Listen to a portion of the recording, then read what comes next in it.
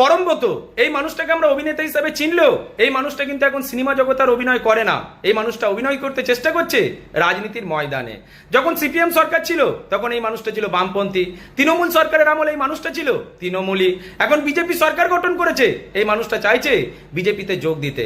এই মানুষটা দাবি করেছে সে নাকি তৃণমূল সরকারের সঙ্গে ছিল শুধুমাত্র সন্তানের মুখের দিকে তাকিয়ে, কিন্তু এই কথাটা সে সম্পূর্ণরূপে মিথ্যে বলছে।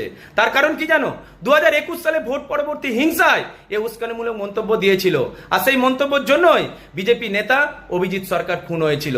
সেই খুনের দায় কিন্তু পরমব্রতর, সে ভুলে যাচ্ছে, সমাজের মানুষ কিন্তু ভোলেনে। শুধু এটাই বলতে পারি 2021 সালে সে উস্কানি যখন দিয়েছিল সে কিন্তু তখন ছিল অবিবাহিত। 2025 সালের বিয়ে হয়েছে, সুতরাং সন্তানকে নিয়ে কম্প্রোমাইজ করছে, এটাই বললো কি করে?